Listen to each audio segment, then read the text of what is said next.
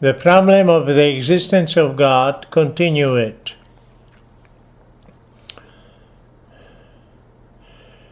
In our discussion concerning the problem or the question whether God exists or not, it was stressed that the question is extremely important because it determines to a great extent the very meaning of all existence, human existence included, and it gives, if accepted, if someone comes to the belief that God exists, such a person receives a completely radically new direction and new meaning in his or her life. We are talking here about an infinite creator, an infinite being, source of all reality, and the final explanation, the final answer to the demand of intelligibility posited by the human mind. In this discussion here and now, we are accepting the validity of the human mind's inquisition into the structure of all being and the capacity to even transcend the immediate givens in experience, that is, in sense data. It is necessary to begin, of course, with sense data. But sense data or perceptions are the necessary conditions of the mind's developing its own powers,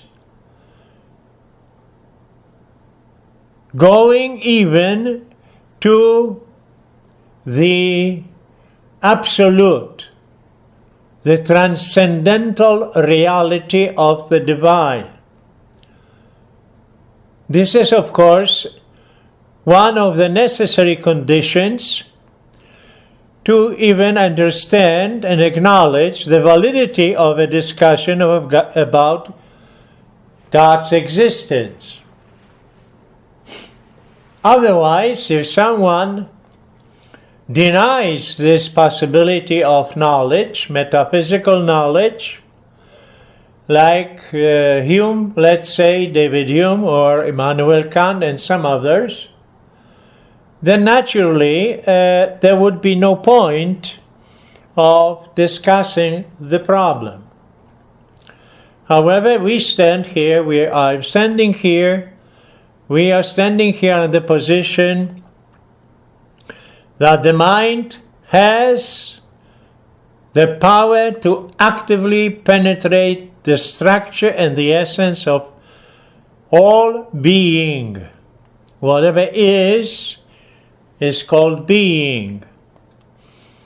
And the first step in solving the problem of God's existence, of course, is to begin with the concrete data of this life, of the world in which we live. We know that things exist.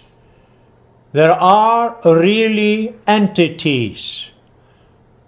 There are actually exercising the act of existence myriads and myriads of beings. Because by definition, whatever is, we shall call being. Being is. Non-being does not exist. Nothingness is not. So we analyze the objective data available to the human senses and to the evaluation by the mind, different kinds of beings. There are trees and mountains, animals and galaxies. There are bacteria and elephants, human beings, and spiders, and so on. All, whatever exists, is existent, something that has the perfection of being, not being of itself, but in a community of other entities. Now, no one would deny the obvious fact that change exists. And the analysis of change was for Aristotle, Thomas Aquinas, the medieval thinkers, primarily, and also today's philosophers, the first step towards understanding reality, the community of beings, including man, that is mankind, also. Now, observation of change is not discussed. It is an obvious datum, a fact. Things exist, beings exist, and those beings change. They go from some state, initial state, towards another state, from A to B to C, and so on. And this change, the analysis of change, is the ground for our understanding of the ground of existence of all things. The first thing we must define is what is change? What really do we say when we say something changes? Change is, in a broader sense, any kind of movement. And it is not only here a matter of local movement, but also development, let's say, from one state to another, change of the phenomenon, for example, of life, is one example only. But changes occur in every domain, in every area of finite beings. So, the first argument, given also by Thomas Aquinas and Aristotle in the past, probably even given by Plato, although not in a very outstanding way, we must realize that movement is a transition from a state of potentiality to actuality. Let's go back to the old example of the seed and the oak tree. The seed is only a small seed, but when it is under the influence of different causes in the environment, air, the nutrients in the ground, proper temperature, and so on, the seed will move, develops from a state of being a seed only to the great big oak tree. This moving, therefore, from the state of seed, being a seed, to the flourishing, to the development, the movement, to the point when we are talking about a big oak tree now, is precisely what movement is.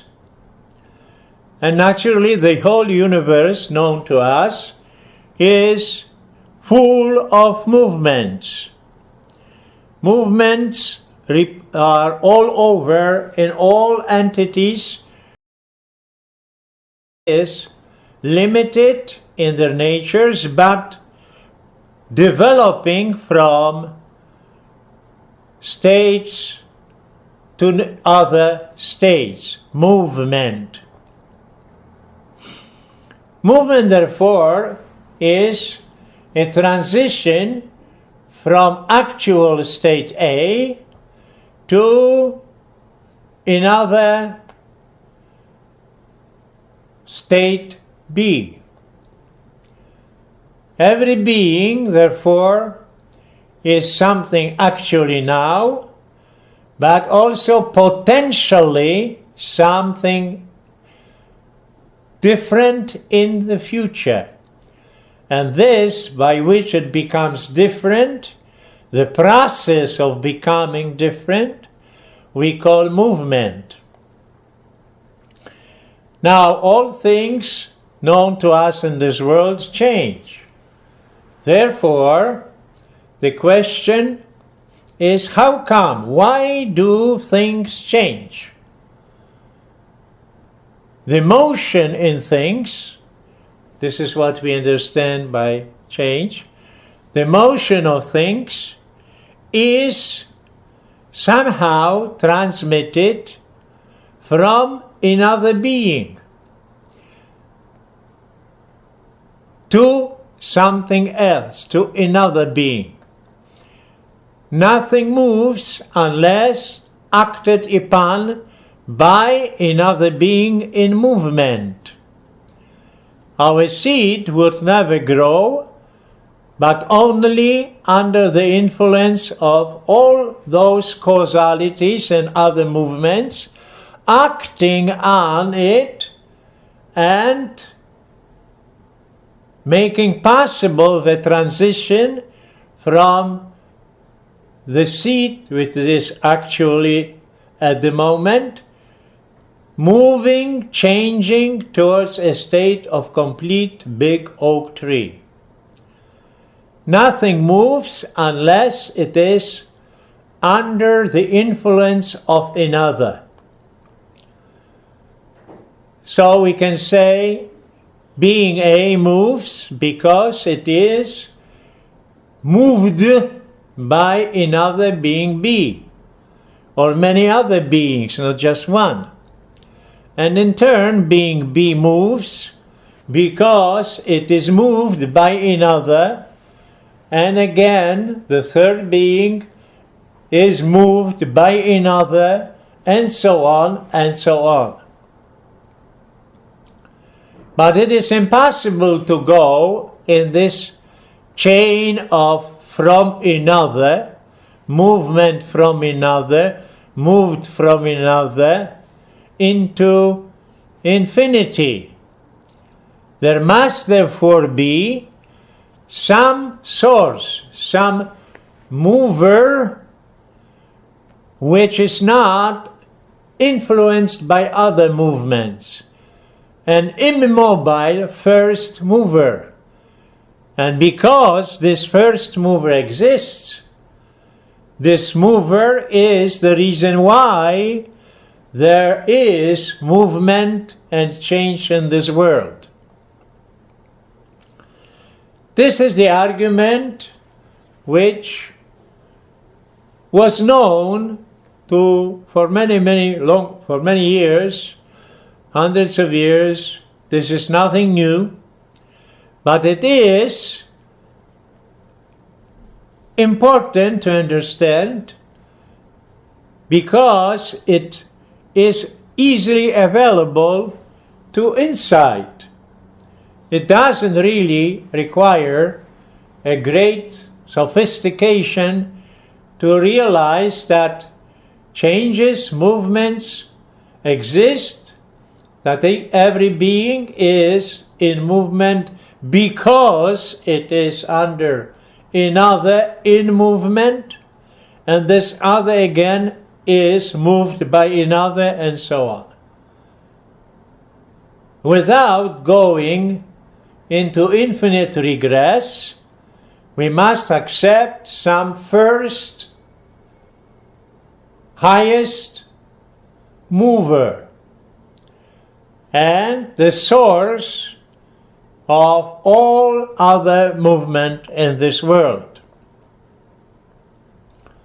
This is one of the pointers towards the existence of God. In step 2, we analyze the same changes under the aspect of causality.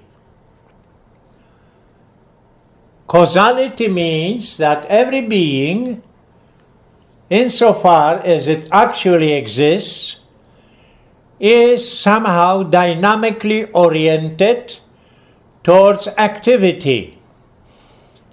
Every effect, this is the principle, every effect has a cause.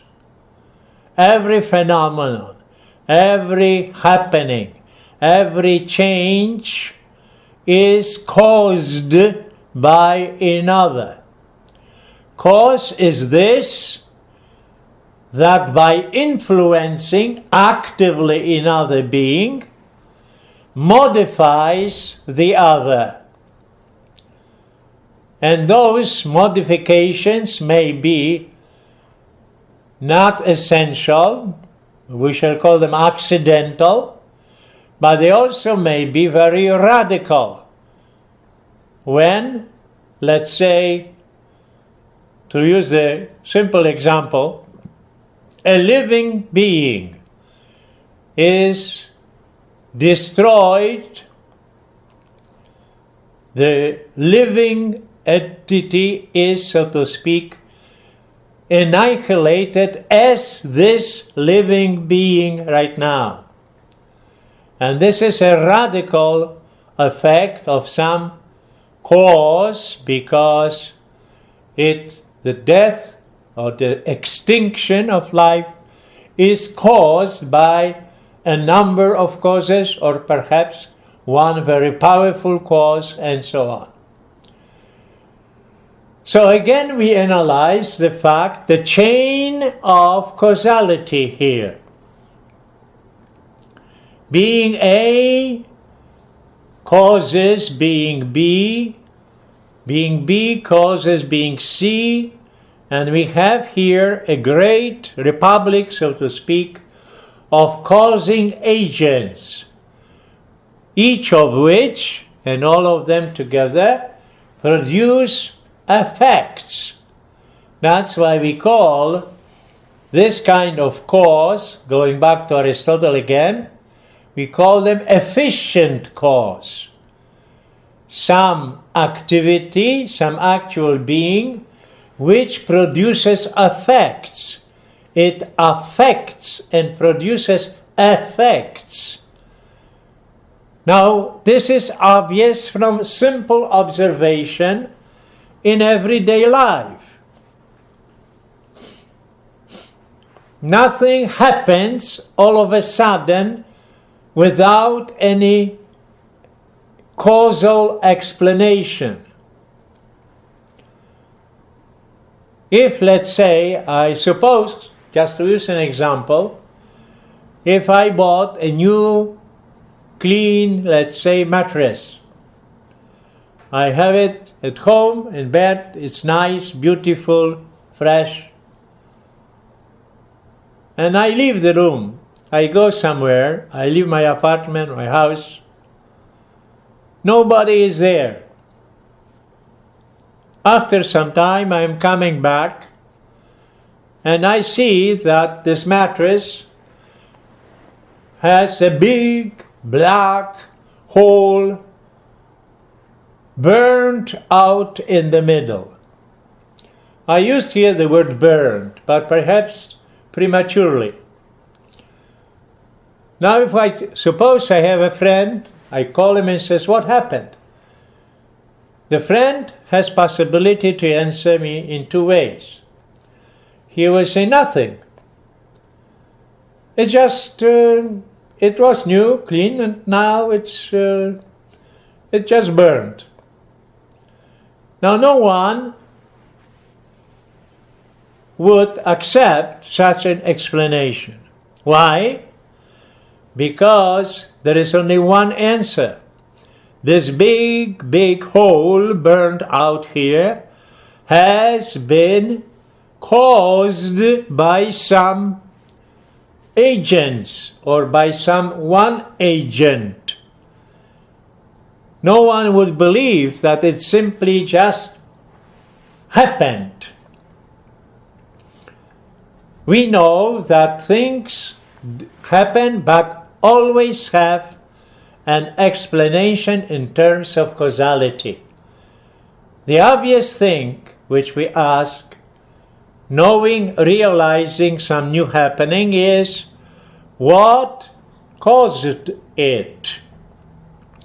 And we can stretch this causal explanation even to the whole community which we call the cosmos, the universe or cosmos. Why is there a cosmos at all? Why is there a universe existing? But this is a little premature at this point.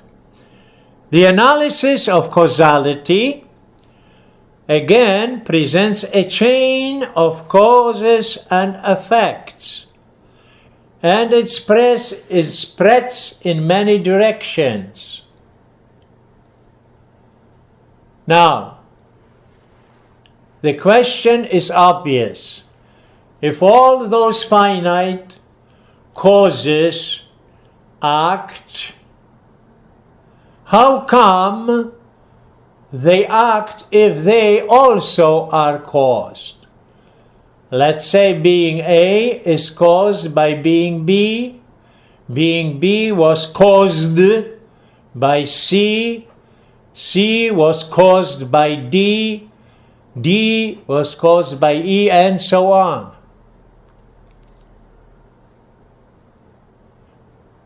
To put it somewhat closer to human life,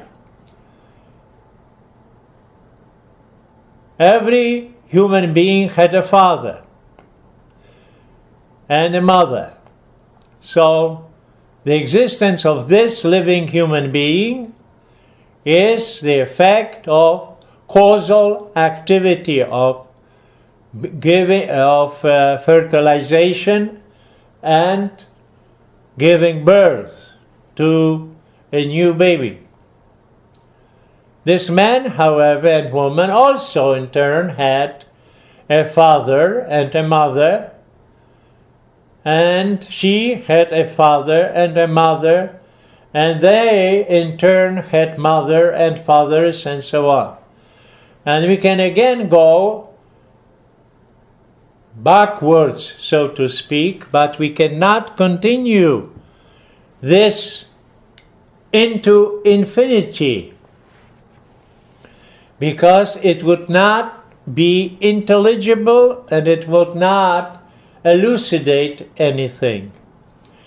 Sooner or later, we must accept some cause which is, so to speak, in the hierarchy of being, the cause.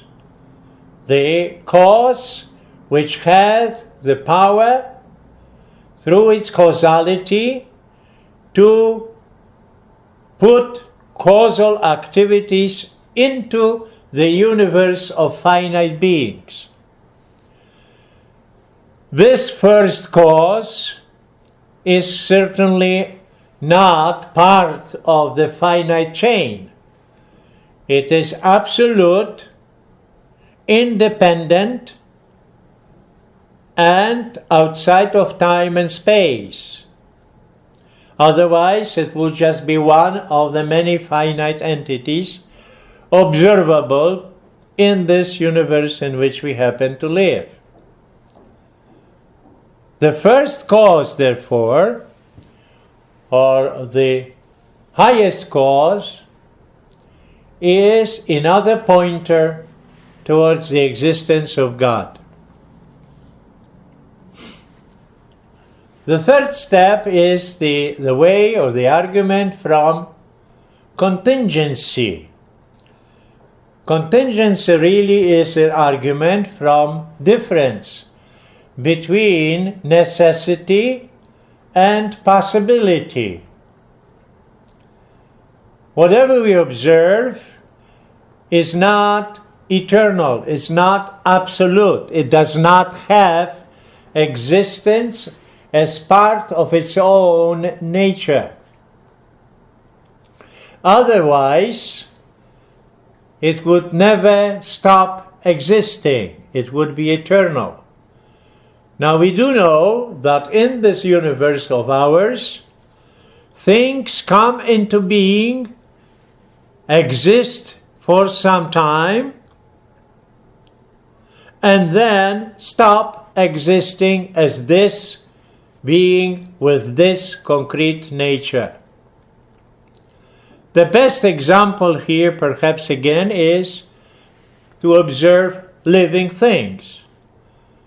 Something is born, exists, starts to exist, exists, and then stops existing as this living human being.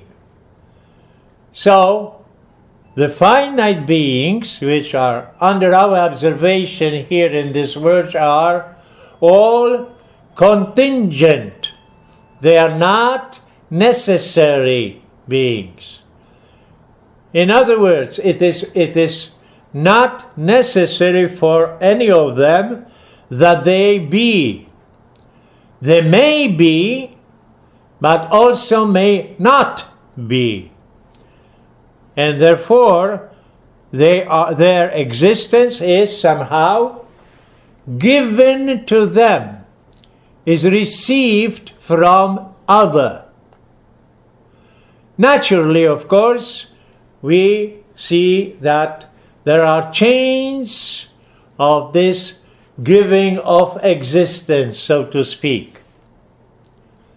And contingency is probably one of the most persuasive and obvious pointer that there must be some absolute, independent, infinite source of all that is in a finite way. Existence is communicated to other entities. Why? Because all those finite entities do not possess existence on their own. I was not existing, let's say 200 years ago, to make sure, or 100. I exist now, I was born, I had a beginning. I exist now, and soon I shall not exist as this living human being right now talking. That means my existence is given from another. The same thing can be applied to any other entity observable in this so-called cosmos or universe. Question is obvious. Where is the final source of existence? Or where is, or we must accept an infinite being, a being which does not receive existence, but is existence infinite itself. And because it does not receive existence, it is infinite, independent, completely, without any limits, not limited in any way in space, time, or by other beings. And this is a powerful pointer again to the existence of God. And finally, we also have two more observations which may be elucidating here. We realize that there is orderliness in the universe. This universe in which we happen to live follows some definite laws. And in those laws create repetitive orderliness. Of course, it's very easy to observe this. In science, the scientists call them laws of nature. For example, the law of gravity. Okay? Just to use one example. The law of gravity is an attribute of finite beings. And gravity acts in a uniform way. That's why science is possible. The scientist, whether he is an astronomer or a biologist, a psychiatrist, let's say, or archaeologist, anthropologist, economist, and so on, can do some discovery and develop theories by observing the regularities of phenomena in this universe. Otherwise, science would be impossible. By observing some regularly repetitive phenomena, a scientist discovers, let's say, some new aspect of nature, or how this aspect is acting. He forms a hypothesis, and in this new hypothesis he shares his views with colleagues within his field of the same kind. If the others can verify experimentally the truth of his hypothesis, gradually it is accepted and becomes a scientific theory. And a scientific theory establishes, once again, a repetitive orderliness in this world, which is all over the place. But this fact cancels out all those views that the universe is chaotic, that it is purposeless, that there is no any sense or intelligibility. Those views of some modern thinkers among the existentialists or atheists. Because orderliness demands some sort of intelligence, cosmic intelligence, which establishes the very nature of all entities active in this world. This cosmic intelligence realizes some intrinsic developments and ends given to each being and its nature.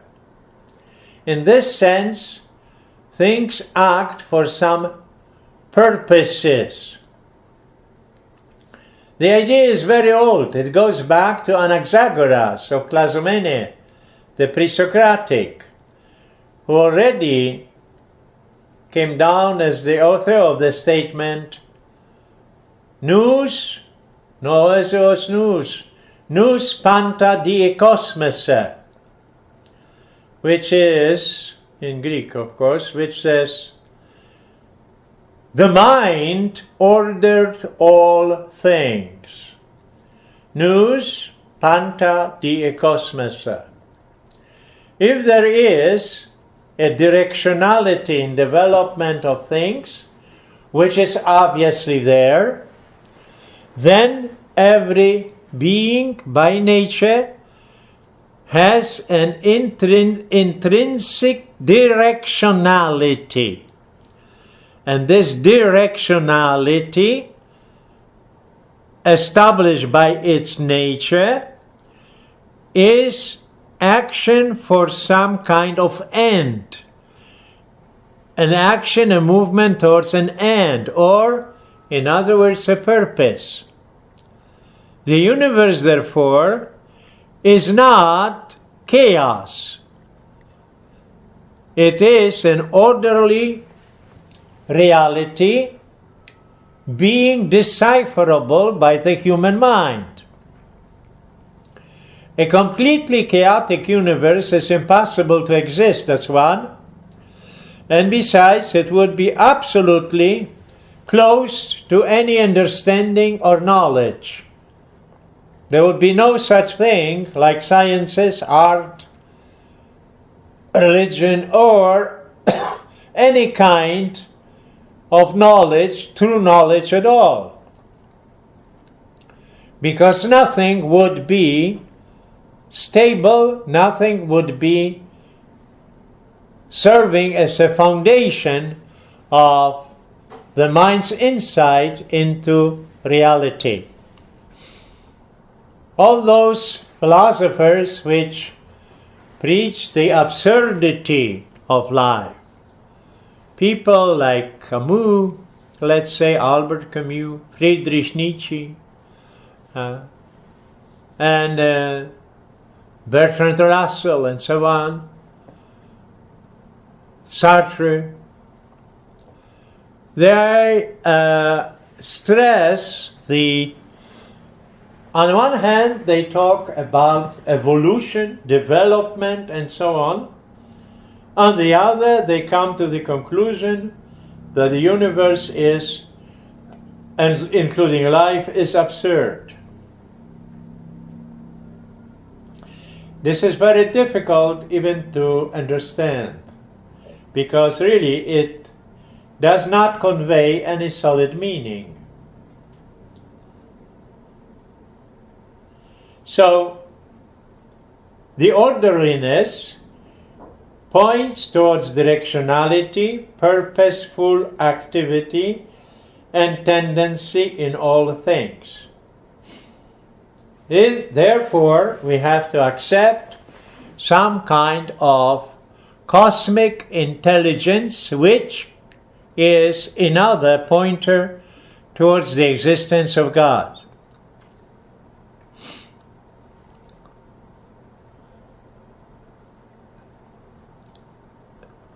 Finally, we come also to the question of human beings. We observe human activities, we observe their tendencies, we observe their creativity of all sorts. But the radical question is, how come that human beings can do all those things? Only human beings have reason or intelligence, a mind, radically different from matter. Every individual human being, it has a self. I said has, is a self. There is consciousness in each one.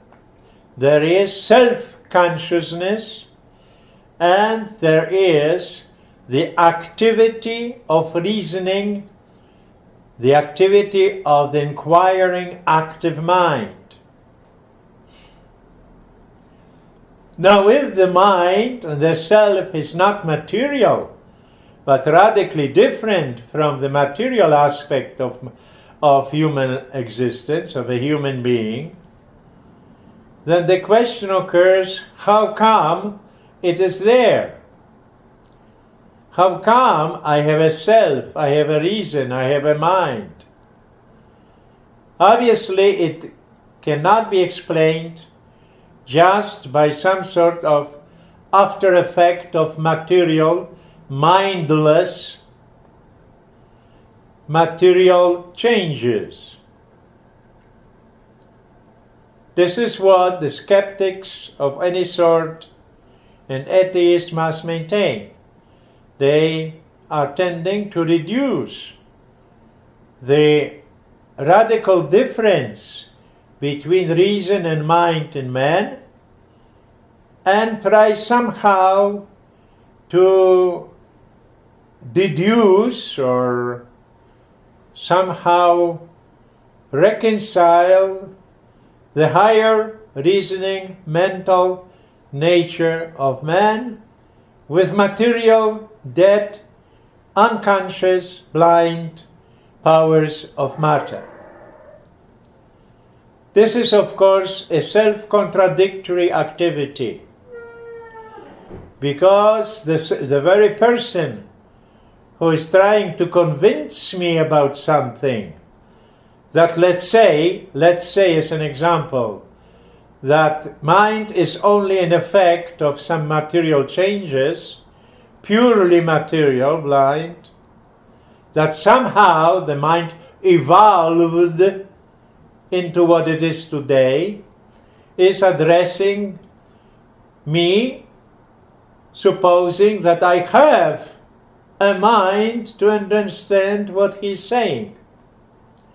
That's one. Second, he has a mind because he is trying to prove something to me. He's trying to communicate some truth. And this necessarily requires a conscious self, an active mind. So it is a self-destructive attempt. This is similar to the statement by some skeptics who say, I know that I cannot know. Now, if I know, then I know something that, let's say, I don't know.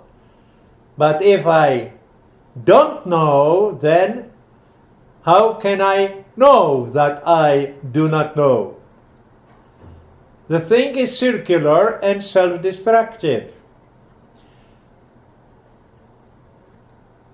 My existence as a human being, therefore, with the immaterial spirit, mind, and self, is another pointer that man is not a product of blind, crude material forces, but there must be some source, immaterial, big, so to speak, eternal self.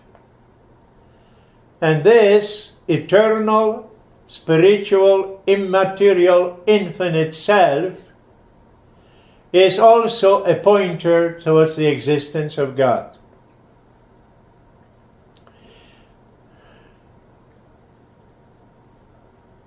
Now, there are many ways used by people when they arrive towards believing in God and also when they arrive towards negation, towards some sort of atheistic denial of God's existence.